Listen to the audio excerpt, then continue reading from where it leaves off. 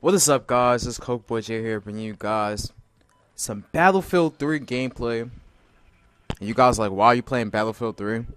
Well, I haven't played this game in a while, so I decided to go back and play this game and really rediscover why I fell in love with the Battlefield series. If you guys don't know, my first Battlefield game was Bad Company 2, and I like Battlefield Bad Company 2 a lot. Played it a lot with my friends. But, Battlefield 3 is what put it over the top for me. Modern combat. It was more serious than Bad Company. Bad Company was a little bit more comedic in a sense. And you go into Battlefield 3. I really enjoyed this game. The maps inside this game, the weapons inside this game. A lot of things about this game was just simply amazing. If you guys didn't really read the title, I got 80 kills on TDM on this map. No Shark Canals. Canals is like one of the best TDM maps to play, especially when they put the tickets really high like they did in this game. It's easy to drop 80 kills. I think if I would have joined the game a little bit more earlier, because the tickets, I joined the game while there was 80 kills put up on my team. If I would have joined earlier, I would have definitely dropped 100 plus, no doubt about it. But I joined a little bit after the game started, so.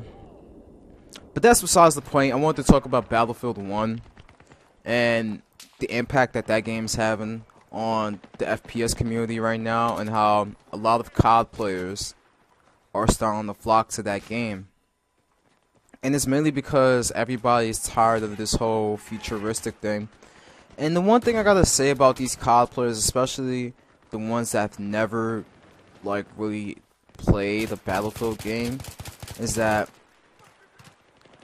this is gonna be the perfect time for these people to get into the series. Battlefield 3 was an amazing game, Battlefield 4 was an amazing game, and Hardline's okay. But Battlefield games are really good, and I don't understand why it never got the popularity that it was supposed to back in the day. And Call of Duty really outshined Battlefield for the longest time, ever since COD 4. And now that we're getting into this time where Battlefield is starting to regain some of that control in the FPS market, it's going to be pretty interesting how people, what people think about the game, because now we're going into this World War I scene, which, if you guys don't know, we came from World War II and then into modern combat and then into this futuristic stuff.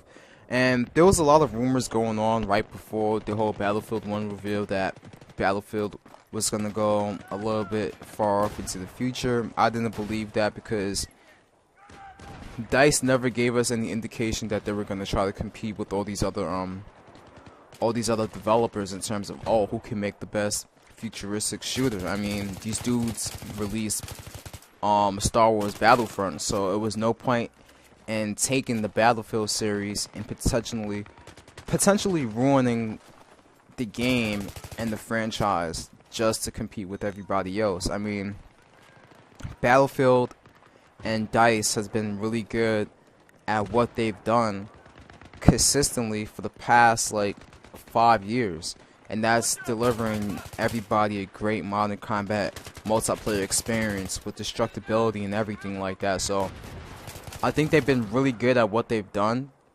They've mastered what they wanted to do. They mastered their vision, and they've always been great at providing us the experiences that they wanted to provide us. So that's the thing about DICE that people don't understand, is that they're resilient, that they're not going to go off and do something that they don't want to do, and that they're going to stick to their roots and follow the vision that they have had for the game since early development. So we get into this World War I scene, and I think it's really interesting, because we never seen I've never personally played a World War I game in my life. From history class and things like that, you guys should know that World War I is one of the most, is the most deadliest wars that we've ever had. It's the most casualties that we've ever had in the war. And some of you guys can be like, what the hell do you mean? World War I pretty much set the precedent for like what not to do in the war, you know, chemical warfare and things that matter. A lot of things that were used inside warfare back in that time are not allowed to be used now because of how detrimental it is to people and to the environment. So it's going to be interesting to see, you know, trench warfare. Trench warfare is something that we've never really seen with a map layout. I mean, you see it somewhat in Battlefront, but like we never seen it inside of an official like all-out warfare FPS. So that's going to be really good to see how the maps are going to be designed. The weapons are going to be pretty interesting. And the class sets, if you guys don't know, they separated the medic and assault. So pretty much they took the medic class from BF3 and BF4 and pretty much split it in two. So it's going to be assault and then medic.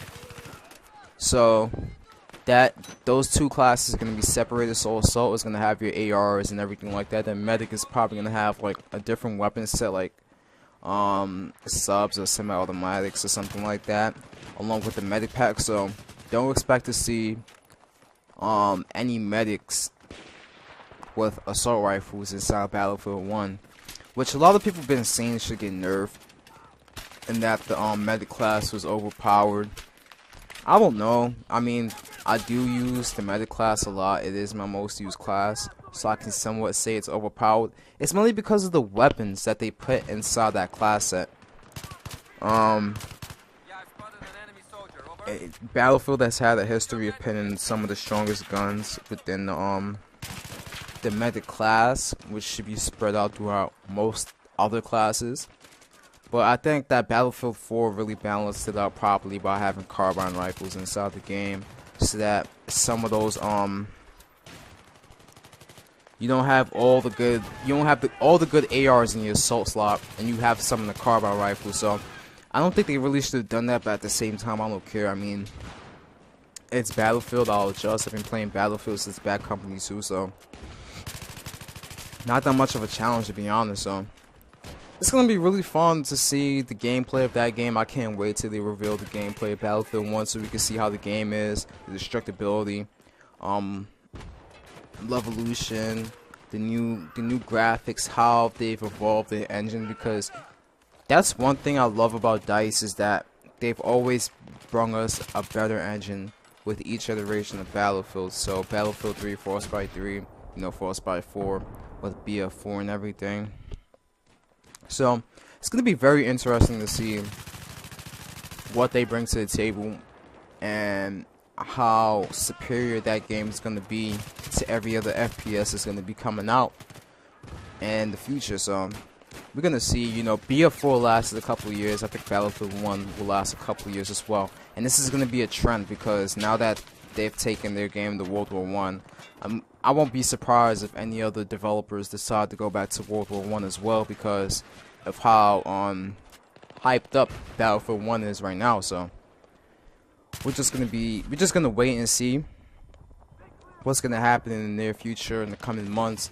We got E3 right around the corner. E3 is in like what, 2-3 weeks. So expect to see some gameplay of Battlefield 1 soon. So this is pretty much it for the video, guys. Make sure you guys leave a like, comment, and subscribe if you haven't already. And I'll catch you guys in the next video, guys. Peace.